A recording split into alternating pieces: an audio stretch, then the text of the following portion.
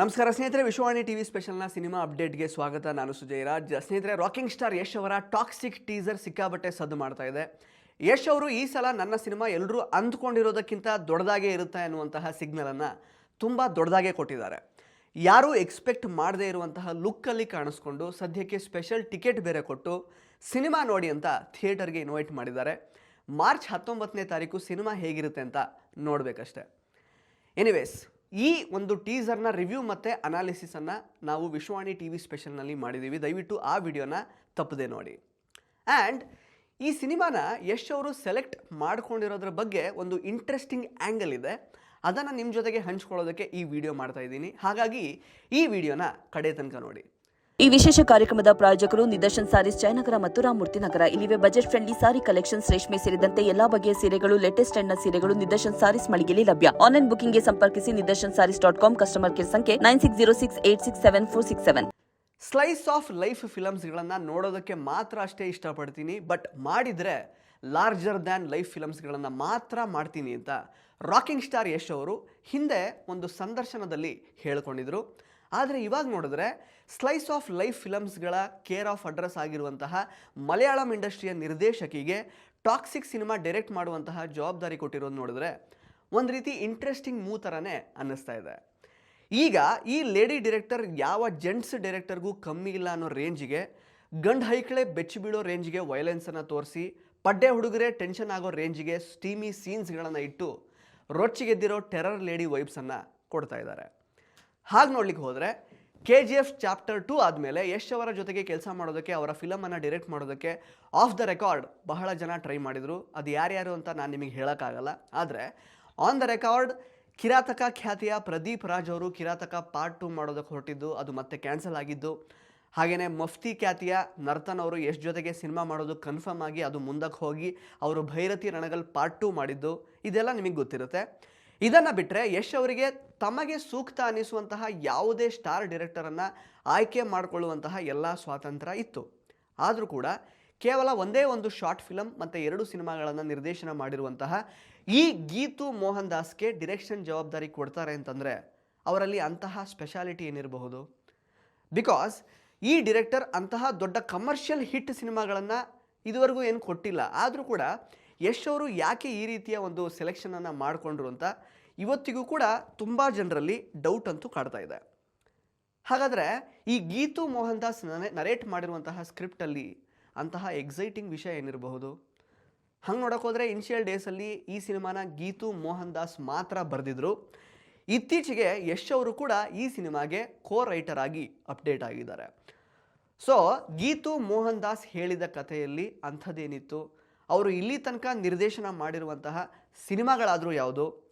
ನಿಜಕ್ಕೂ ಈ ಗೀತು ಮೋಹನ್ ದಾಸ್ ಅನ್ನುವಂತಹ ಲೇಡಿ ಯಾರು, ಇವರ ಹಿನ್ನೆಲೆ ಏನು ಅನ್ನೋದನ್ನು ಸ್ವಲ್ಪ ಅನಲೈಸ್ ಮಾಡ್ತಾ ಹೋಗೋಣ ಬನ್ನಿ. ಸ್ನೇಹಿತರೆ, ಫಸ್ಟ್ಲಿ ರಾಕಿಂಗ್ ಸ್ಟಾರ್ ಯಶ್ ಅವರ ಇಷ್ಟು ವರ್ಷದ ಕೆರಿಯರ್ನಲ್ಲಿ ಮುಂದಿನ ಸಿನಿಮಾ ಅನೌನ್ಸ್ ಮಾಡೋದಕ್ಕೆ ಇಷ್ಟೆಲ್ಲ ಟೈಮ್ ಅಂತೂ ಯಾವತ್ತೂ ತಗೊಂಡಿರಲಿಲ್ಲ. ನಿಮಗೆ ಗೊತ್ತಿರುತ್ತೆ, KGF 2 ಆದಮೇಲೆ ಸಿಕ್ಕಾಪಟ್ಟೆ ಟೈಮ್ ತೊಗೊಂಡ್ರು ಟಾಕ್ಸಿಕ್ ಅನೌನ್ಸ್ ಮಾಡೋದಕ್ಕೆ. ಹಂಗೆ ನೋಡೋಕೆ ಹೋದರೆ KGF 2 ಸಕ್ಸಸ್ಸನ್ನು ಗ್ರ್ಯಾಂಟೆಡ್ ಆಗಿ ತೆಗೆದುಕೊಳ್ಳುವಂತಹ ವ್ಯಕ್ತಿ ಅಂತೂ ಯಶ್ ಅವರಲ್ಲ. ಹಂಗೆ ನೋಡೋಕೆ ಹೋದರೆ ಯಶ್ ಅವರು ಇದಕ್ಕೂ ಮೊದಲು ಲೇಡಿ ಡೈರೆಕ್ಟರ್ ಜೊತೆಗೆ ಇಲ್ಲಿ ತನಕ ಕೆಲಸನೇ ಮಾಡಿಲ್ಲ ಅಂತೇನಿಲ್ಲ. ಮೊಗ್ಗಿನ ಮನಸ್ಸು ಸಿನಿಮಾಗಿಂತ ಮೊದಲು ಬಂದಂತಹ ಜಂಬದ ಹುಡುಗಿ ಸಿನಿಮಾದಲ್ಲಿ ಅವರು ಸಪೋರ್ಟಿಂಗ್ ರೋಲಲ್ಲಿ ಕೆಲಸ ಮಾಡಿದರು, ಕಾಣಿಸ್ಕೊಂಡಿದ್ರು. ಆ ಸಿನಿಮಾ ಡಿರೆಕ್ಟ್ ಮಾಡಿದ್ದು ಪ್ರಿಯಾ ಹಾಸನ್ ಅವರು. ಅದರ ನಂತರ 2009ರಲ್ಲಿ ರಿಲೀಸ್ ಆದಂತಹ ಕಳ್ಳರ ಸಂತೆ ಎನ್ನುವಂತಹ ಸಿನಿಮಾನ ಸುಮನಾ ಕಿತ್ತೂರ್ ಅವರು ನಿರ್ದೇಶನ ಮಾಡಿದರು. ಆ ಸಿನಿಮಾದಲ್ಲಿ ಯಶ್ ಅವರು ಹೀರೋ ಆಗಿ ಕಾಣಿಸ್ಕೊಂಡಿದ್ರು. ಅದು ಬಿಟ್ಟರೆ ಸುಮಾರು 17 ವರ್ಷಗಳ ನಂತರ ಈಗ ಗೀತು ಮೋಹನ್ ದಾಸ್ ಯಶ್ ಅವರ ಸಿನಿಮಾನ ಡಿರೆಕ್ಟ್ ಮಾಡಿದ್ದಾರೆ. ಗೀತು ಮೋಹನ್ ದಾಸ್ ಅವರೇ ತನ್ನ ನೆಕ್ಸ್ಟ್ ಡಿರೆಕ್ಟರ್ ಆಗಬೇಕು ಅಂತ ಚೂಸ್ ಮಾಡೋದ್ರ ಹಿಂದೆ ಸಾಕಷ್ಟು ಬ್ರೈನ್ ಸ್ಟಾರ್ಮಿಂಗ್ ಸೆಷನ್ ಅಂತೂ ಯಶ್ ಅವರಲ್ಲಾಗಿರುತ್ತೆ. ಯಶ್ ಅವರ ಈ ಟಾಕ್ಸಿಕ್ ಡಿಸಿಷನನ್ನು ಈಗ ಗ್ಲೋಬಲ್ ಸಿನಿಮಾ ಆಡಿಯನ್ಸ್ ಎದುರು ನೋಡ್ತಾ ಇದ್ದಾರೆ. ಇದೇ ಈ ಒಂದು ಸಿನಿಮಾದ ಮೊದಲ ಸಕ್ಸಸ್ ಅಂತ ಅಂದ್ಕೊಳ್ಬಹುದು. ಆದರೆ ಈ ಒಂದು ಡಿಸಿಷನ್ ಟಾಕ್ಸಿಕ್ ಡಿಸಿಷನ್ ಆಗಿತ್ತಾ ಅಥವಾ ಫಲಪ್ರದ ಡಿಸಿಷನ್ ಆಗಿತ್ತಾ ಅಂತ ನಾವು ತಿಳ್ಕೊಳ್ಬೇಕು ಅಂತಂದರೆ ಮಾರ್ಚ್ 19 ತನಕ ಕಾಯಲೇಬೇಕಾಗುತ್ತೆ. By the way, Geetu Mohan Das basically ಒಬ್ಬ ಮಲಯಾಳಂ ನಟಿ ಮತ್ತು ನಿರ್ದೇಶಕಿ. 44 ವರ್ಷದ ಗೀತು ಮೋಹನ್ ದಾಸ್ ಅವರ ನಿಜವಾದ ಹೆಸರು ಗಾಯತ್ರಿ ದಾಸ್ ಅಂತ. ಇವರು ಹುಟ್ಟಿದ್ದು ಕೇರಳದ ಕೊಚ್ಚಿಯಲ್ಲಿ. ಇಂಡಿಯಾ, ಮಲೇಷ್ಯಾ ಮತ್ತು ಕೆನಡಾದಲ್ಲಿ ಇವರು ಓದ್ಕೊಂಡಿದ್ದಾರೆ. 1986ರಲ್ಲಿ ಬಾಲನಟಿಯಾಗಿ ಒಣ್ಣು ಮುತ್ತಲ್ ಪೂಜೆಯ ವರೆ ಅನ್ನುವಂತಹ ಮಲಯಾಳಂ ಸಿನಿಮಾ ಮೂಲಕ ಇವರು ಸಿನಿಮಾ ಇಂಡಸ್ಟ್ರಿಗೆ ಎಂಟ್ರಿ ಕೊಟ್ಟರು. ಅದೇ ವರ್ಷದಲ್ಲಿ ರಾಕಿಂಗ್ ಸ್ಟಾರ್ ಯಶ್ ಅವರು ನಮ್ಮ ಕರ್ನಾಟಕದಲ್ಲಿ ಹುಟ್ಟಿದರು. ಈ ಒಣ್ಣು ಮಿತ್ತಲ್ ಪೂಜೆಯ ವರೆ ಅನ್ನುವಂತಹ ಸಿನಿಮಾಗೆ ಗಾಯತ್ರಿ ದಾಸ್ ಅಂದರೆ ಈ ಗೀತು ಮೋಹನ್ ದಾಸ್ಗೆ ಕೇರಳ ರಾಜ್ಯದಿಂದ best child artist state award ಕೂಡ ಬಂದಿತ್ತು. ಅದರ ನಂತರ 2009ರ ತನಕ ಇವರು ಸುಮಾರು 30ಕ್ಕೂ ಹೆಚ್ಚು ಮಲಯಾಳಂ ಸಿನಿಮಾಗಳಲ್ಲಿ, ಒಂದೆರಡು ತಮಿಳ್ ಸಿನಿಮಾದಲ್ಲಿ ಹೀರೋಯಿನ್ ಆಗಿ ಹಾಗೆಯೇ ಸಪೋರ್ಟಿಂಗ್ ರೋಲ್ಸ್ಗಳಲ್ಲಿ ಆ್ಯಕ್ಟ್ ಮಾಡ್ತಾ ಬಂದಿದ್ದರು. 2004ರಲ್ಲಿ ಬಿಡುಗಡೆ ಆದಂತಹ ಇವರ ಆಕಳೆ ಅನ್ನುವಂತಹ ಇನ್ನೊಂದು ಮಲಯಾಳಂ ಸಿನಿಮಾಗೆ ಫಿಲಮ್ ಫೇರ್ ಮತ್ತು Kerala state award for best actress ಕೂಡ ಇವರು ಪಡ್ಕೊಂಡಿದ್ರು. 2005ರಲ್ಲಿ ಬಿಡುಗಡೆ ಆಗಿದ್ದಂತಹ ವರಿಡಮ್ ಅನ್ನುವಂತಹ ಸಿನಿಮಾದಲ್ಲಿ ಇವರು ಸೆಕ್ಸ್ ವರ್ಕರ್ ಪಾತ್ರವನ್ನು ಮಾಡಿದರು. ಆ ಸಿನಿಮಾಗೂ ಕೂಡ ಸ್ಟೇಟ್ ಅವಾರ್ಡ್ಸ್ ಮತ್ತು ನ್ಯಾಷನಲ್ ಅವಾರ್ಡ್ಸ್ ಎಲ್ಲ ಬಂದಿದೆ. ಇದಷ್ಟೇ ಅಲ್ಲದೆ ಇವರು ಪೃಥ್ವಿರಾಜ್ ತರಹದ ಸ್ಟಾರ್ ಹೀರೋಗಳು ಹಾಗೆಯೇ ಮೋಹನ್ ಲಾಲ್ ಮತ್ತು ಜಯರಾಮ್ ತರಹದ ಸ್ಟಾರ್ ಹೀರೋಗಳ ಜೊತೆಗೆ ಹೀರೋಯಿನ್ ಆಗಿ ಕೂಡ ಆ್ಯಕ್ಟ್ ಮಾಡಿದ್ದಾರೆ ಅವರ ಒಂದು ಕರಿಯರ್ನಲ್ಲಿ. ಅದು ಬಿಟ್ಟರೆ ಪರ್ಸ್ನಲ್ ಲೈಫ್ ಅಂತ ಹೇಳೋದಾದರೆ ಬಾಲಿವುಡ್ನ ಖ್ಯಾತ ಸಿನಿಮಾಟೋಗ್ರಫರ್ ರಾಜೀವ್ ರವಿ ಇವ್ರ ಗಂಡ. ಇವರೇ ಟಾಕ್ಸಿಕ್ ಸಿನಿಮಾದ ಸಿನಿಮಾಟೋಗ್ರಫರ್ ಕೂಡ. ಈ ರಾಜೀವ್ ರವಿಯವರು ಗ್ಯಾಂಗ್ಸ್ ಆಫ್ ವಸೇಪುರ್, ಉಡ್ತಾ ಪಂಜಾಬ್, ದೇವ್ ಡಿ ಸೇರಿದಂತೆ ಸಾಕಷ್ಟು ಸೂಪರ್ ಹಿಟ್ ಹಿಂದಿ ಸಿನಿಮಾಗಳಿಗೆ ಕ್ಯಾಮ್ರಾಮ್ಯಾನ್ ಆಗಿ ಸಿನಿಮಾಟೋಗ್ರಫರ್ ಆಗಿ ಕೆಲಸ ಮಾಡಿದ್ದಾರೆ. ಗೀತು ಮೋಹನ್ ದಾಸ್ ನಿರ್ದೇಶನ ಮಾಡಿರುವಂತಹ ಲಯರ್ಸ್ ಡೈಸ್ ಅನ್ನುವಂತಹ ಹಿಂದಿ ಫಿಲಮ್ನಲ್ಲಿ ಇವರು ಮಾಡಿರುವಂತಹ ಸಿನಿಮಾಟೋಗ್ರಫಿಗೆ ನ್ಯಾಷನಲ್ ಅವಾರ್ಡ್ ಕೂಡ ಬಂದಿದೆ. ಇನ್ನು ಈ ಗೀತು ಮೋಹನ್ ದಾಸ್ ಅವರು ನಟಿಯಾಗಿ ಸುಮಾರು 30ಕ್ಕೂ ಹೆಚ್ಚು ಸಿನಿಮಾಗಳಲ್ಲಿ ಆ್ಯಕ್ಟ್ ಮಾಡಿದ್ದು. ಆಮೇಲೆ 2009ರಲ್ಲಿ ಕೇಳ್ಕುಂಡುಂಡೋ ಅನ್ನುವಂತಹ ಮೊದಲ ಮಲಯಾಳಂ ಶಾರ್ಟ್ ಫಿಲಮನ್ನು ಡೈರೆಕ್ಟ್ ಮಾಡಿದರು. ಅಂದರೆ 2009ಕ್ಕೆ ಇವರು ಆ್ಯಕ್ಟಿಂಗನ್ನು ಬಿಟ್ಟರು. 2009ರಲ್ಲಿ ಕೇಳ್ಕುಂಡುಂಡೋ ಅನ್ನುವಂತಹ ಮೊದಲ ಮಲಯಾಳಂ ಶಾರ್ಟ್ ಫಿಲಮನ್ನು ಡೈರೆಕ್ಟ್ ಮಾಡಿದರು. ಇದಕ್ಕೆ IFFI golden lamp tree award for best film and director award ಕೂಡ ಬರುತ್ತೆ. ಇದು ಒಂದು ಇಂಟರ್ನ್ಯಾಷನಲ್ ಅವಾರ್ಡು. ಅದು ಬಿಟ್ಟರೆ ಇವರು ಈ ಶಾರ್ಟ್ ಫಿಲಮನ್ನು ಬಿಟ್ಟರೆ ಒಂದು ಬಾಲಿವುಡ್ ಸಿನಿಮಾ ಮತ್ತು ಒಂದು ಮಲಯಾಳಂ ಸಿನಿಮಾನ ಡೈರೆಕ್ಟ್ ಮಾಡಿದ್ದಾರೆ. 2014ರಲ್ಲಿ ಲಯರ್ಸ್ ಡೈಸ್ ಅನ್ನುವಂತಹ ಸೋಷಿಯೋ ಪೊಲಿಟಿಕಲ್ ಹಿಂದಿ ಸಿನಿಮಾನ ಗೀತು ಮೋಹನ್ ದಾಸ್ ಡೈರೆಕ್ಟ್ ಮಾಡಿದರು. ನವಾಜುದ್ದೀನ್ ಸಿದ್ದಿಕಿ ಅವರು ಈ ಸಿನಿಮಾದಲ್ಲಿ ಮೇಲ್ ಲೀಡ್ ಆಗಿ ಕಾಣಿಸ್ಕೊಂಡಿದ್ದರು. ಈ ಸಿನಿಮಾ 2 ನ್ಯಾಷನಲ್ ಅವಾರ್ಡ್ಸ್ಗಳನ್ನು ಪಡ್ಕೊಂಡಿತ್ತು. ಪ್ಲಸ್ 87th ಅಕಾಡೆಮಿ ಅವಾರ್ಡ್ಸ್ ಅಥವಾ ಆಸ್ಕರ್ ಅವಾರ್ಡ್ಸ್ಗೆ ಭಾರತ ಸರ್ಕಾರದಿಂದ ಈ ಸಿನಿಮಾ ಅಫಿಷಿಯಲ್ ಆಗಿ ಎಂಟ್ರಿಯನ್ನು ಕೂಡ ಪಡ್ಕೊಂಡಿತ್ತು. ಬಟ್ ಎಂಟ್ರಿ ಅಷ್ಟೇ ಆಯಿತು, ಮುಂದಕ್ಕೆ ಶಾರ್ಟ್ ಲಿಸ್ಟ್ ಆಗಲಿ ಅಥವಾ ನಾಮಿನೇಟ್ ಆಗಲಿಲ್ಲ. ಆ್ಯಕ್ಚುಲಿ ಈ ಲಯರ್ಸ್ ಡೈಸ್ ಸಿನಿಮಾದಲ್ಲಿ ಚೀನಾ ಜೊತೆಗೆ ಬಾರ್ಡರ್ ಹಂಚಿಕೊಳ್ಳುವಂತಹ ಚಿಟ್ಕುಲ್ ಅನ್ನೋ ಚಿಕ್ಕ ಹಳ್ಳಿಯಲ್ಲಿರುವ ಕಮಲಾ ಅನ್ನೋ ಹೆಣ್ಣು ಮಗಳು 5 ತಿಂಗಳ ಹಿಂದೆ ಮಿಸ್ ಆಗಿರುವಂತಹ ತನ್ನ ಗಂಡನನ್ನು ತನ್ನ 3 ವರ್ಷದ ಹೆಣ್ಣು ಮಗಳ ಜೊತೆಗೆ ದೆಹಲಿ ಕಡೆಗೆ ಹುಡುಕಿಕೊಂಡು ಹೊರಡುವಂತಹ ಕಥೆಯನ್ನು ಈ ಸಿನಿಮಾ ಒಳಗೊಂಡಿದೆ. ಒಂದು ಜಾಗದಿಂದ ಇನ್ನೊಂದು ಜಾಗಕ್ಕೆ ಯಾವುದೇ ಐಡೆಂಟಿಟಿ ಇಲ್ಲದೆ ಮೈಗ್ರೇಟ್ ಆಗುವಂತಹ ಐಡೆಂಟಿಟಿ ಲೆಸ್ ಮೈಗ್ರೆಂಟ್ಸ್ ಬಗ್ಗೆ ಈ ಚಿತ್ರದಲ್ಲಿ ತೋರಿಸಲಾಗಿದೆ. ಇದು ನಿಮಗೆ ಯೂಟ್ಯೂಬಲ್ಲಿ ಅವೈಲೇಬಲ್ ಇದೆ, ನೋಡ್ಬೋದು. ನೆಕ್ಸ್ಟ್ 2019ರಲ್ಲಿ ಗೀತು ಮೋಹನ್ ದಾಸ್ ಅವರು ಮೂತೂನ್ ಅನ್ನುವಂತಹ ಮಲಯಾಳಂ ಸಿನಿಮಾ ಮಾಡ್ತಾರೆ. ಇದೇ ಅವರ ಲೇಟೆಸ್ಟ್ ಫಿಲಮು. ಇದರಲ್ಲೂ ಕೂಡ ಚಿಕ್ಕ ವಯಸ್ಸಿನಲ್ಲೇ ಕಳೆದು ಹೋಗಿರುವಂತಹ ತನ್ನ ಅಣ್ಣನನ್ನು ಹುಡುಕಿ ಹೊರಡುವ ಮುಲ್ಲಾ ಎನ್ನುವ ಹುಡುಗಿಯ ಕಥೆ ಈ ಸಿನಿಮಾದಲ್ಲಿದೆ. ಸೊ ಇವರು ಮಾಡಿರುವಂತಹ 2 ಸಿನಿಮಾದಲ್ಲೂ ಮಿಸ್ ಆಗಿರೋರನ್ನು ಹುಡುಕೋದು common factor. Malayalam star Nivin Pauly ಅವರು ಈ ಸಿನಿಮಾದಲ್ಲಿ ಮೂತೂನ್ ಸಿನಿಮಾದಲ್ಲಿ ಆ್ಯಕ್ಟ್ ಮಾಡಿದ್ದಾರೆ.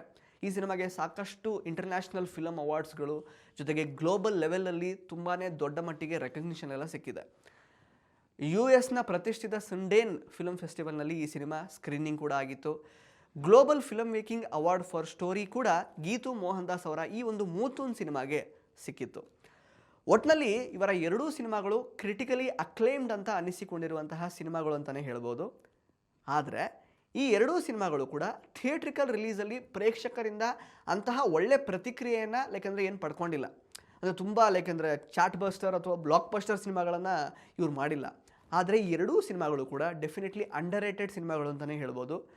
ಸಿದ್ಧ ಸೂತ್ರಗಳನ್ನು ಬದಿಗೊತ್ತಿ ರಿಯಲಿಸ್ಟಿಕ್ ಅಂಶಗಳನ್ನು ಇಟ್ಕೊಂಡು ಗೀತು ಮೋಹನ್ ದಾಸ್ ಅವರು ಈ ಸಿನಿಮಾಗಳನ್ನು ಡೈರೆಕ್ಟ್ ಮಾಡಿದರು. ಹಾಗಾಗಿ ಕ್ರಿಟಿಕ್ಗಳಿಂದ ಸಾಕಷ್ಟು ಮೆಚ್ಚುಗೆ ಪಡ್ಕೊಂಡಿರುವಂತಹ ಸಿನಿಮಾಗಳಾದವು ಇವೆರಡೂ ಕೂಡ. ಕಂಟೆಂಟ್ ಅಂತ ನಾವು ಹೇಳ್ತೀವಲ್ಲ, ಆ ಒಳ್ಳೆ ಕಂಟೆಂಟ್ ಇರುವಂತಹ ಸಿನಿಮಾಗಳನ್ನು ಗೀತು ಮೋಹನ್ ದಾಸ್ ಅವರು ಆ್ಯಕ್ಚುಲಿ ಮಾಡಿದ್ದಾರೆ. ಲಯರ್ಸ್ ಡೇಸ್ ಆಗಿರ್ಬೋದು, ಮೂತೂನ್ ಆಗಿರ್ಬೋದು, ಎರಡೂ ಕೂಡ ತುಂಬ ಒಳ್ಳೆ ಕಂಟೆಂಟ್ ಇರುವಂತಹ ಸಿನಿಮಾಗಳು. ಈಗ ನಮ್ಮ ಕನ್ನಡದಲ್ಲೂ ಕೂಡ ಸಾಕಷ್ಟು ಈಗ ಗಿರೀಶ್ ಕಾಸರವಳ್ಳಿಯವರು, ಹಾಗೆಯೇ ನಮ್ಮ P. ಶೇಷಾದ್ರಿ ಅವರು, ಲಿಂಗದೇವರವರು ಮಾಡುವಂತಹ ಕೆಲವೊಂದಷ್ಟು ಆಫ್ ಬೀಟ್ ಸಿನಿಮಾಗಳ ಸಾಲಿಗೆ ಈ ಸಿನಿಮಾ ಕೂಡ ಸೇರಿಕೊಳ್ಳುತ್ತೆ. ಈಗ ನಾವು ಫಾರ್ ಎಕ್ಸಾಂಪಲ್ ಗಿರೀಶ್ ಕಾಸರವಳ್ಳಿಯವರ ಎಷ್ಟು ಸಿನಿಮಾಗಳನ್ನು ನಾವು ಚಿತ್ರಮಂದಿರಕ್ಕೆ ಹೋಗಿ ನೋಡಿದ್ದೀವಿ ಅಲ್ವಾ? ಎಲ್ಲೋ ಟಿ ವಿಯಲ್ಲಿ ಬಂದಾಗ ಅಥವಾ ಯೂಟ್ಯೂಬಲ್ಲಿ ನೋಡಿ ಓ ಸಖತ್ತಾಗಿತ್ತಲ್ವ ಸಿನಿಮಾ ಅಂತೆಲ್ಲ ನಾವು ಹೊಗಳ್ಕೊಂಡಿದ್ದೀವಿ ಅಷ್ಟೇ ಬಿಟ್ಟರೆ ಥಿಯೇಟರ್ಗೆ ಹೋಗಿ ಆ ಸಿನಿಮಾಗಳನ್ನು ನಾವು ಎಂಜಾಯ್ ಮಾಡಿಲ್ಲ. ಸೊ ಅಂತಹ ಸಿನಿಮಾಗಳ ಸಾಲಿಗೆ ಲಯರ್ಸ್ ಡೈಸ್ ಮತ್ತು ಮೂತೂನ್ ಸಿನಿಮಾಗಳು ಸೇರುತ್ತವೆ ಅಂತ ಹೇಳ್ಬೋದು. ಹಂಗೆ ನೋಡೋಕೆ ಹೋದರೆ ಈ ಲಯರ್ಸ್ ಡೈಸ್ ಮತ್ತು ಮೂತೂನ್ ಸಿನಿಮಾಗಳಲ್ಲಿ ಅಂಡರ್ ಪ್ರಿವಿಲೇಜ್ಡ್ ಎನಿಸಿಕೊಂಡವರ ಬದುಕುಗಳನ್ನೇ ಹೆಚ್ಚಾಗಿ ಅಂದರೆ ಎಕ್ಸ್ಪ್ಲೋರ್ ಮಾಡದೇ ಇರುವಂತಹ ವಿಷಯಗಳನ್ನೇ ಗೀತು ಮೋಹನ್ ದಾಸ್ ಅವರು ಚೂಸ್ ಮಾಡ್ಕೊಂಡಿದ್ರು.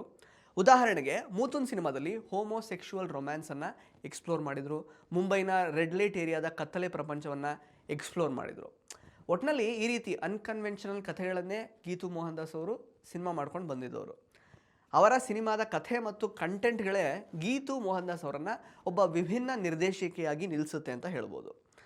ಸೊ ಈ ಥರದ್ದೆಲ್ಲ ಅಂಶಗಳೇ ಯಶ್ ಅವ್ರಿಗೆ ಇಷ್ಟ ಆಗಿದ್ರು ಆಗಿರಬಹುದು. ಅಫ್ಕೋರ್ಸ್ ಈಗ ಈ ಟಾಕ್ಸಿಕ್ ಸಿನಿಮಾದ ನಾಯಕ ಯಶ್ ಅವರಾಗಿರುವಾಗ ಅವ್ರಿಗಿರುವಂತಹ ರೀಚ್ಗೆ ಮತ್ತು ಅವರು ಮಾಡ್ತಾ ಬರ್ತಾ ಇರುವಂತಹ ಸಿನಿಮಾಗೆ ತಕ್ಕ ಹಾಗೆ larger than life image plus content ಇರುವಂತಹ ಕಥೆಯನ್ನೇ ಗೀತು ಅವರು ಮಾಡ್ಕೊಂಡಿರಬೇಕಾಗತ್ತೆ.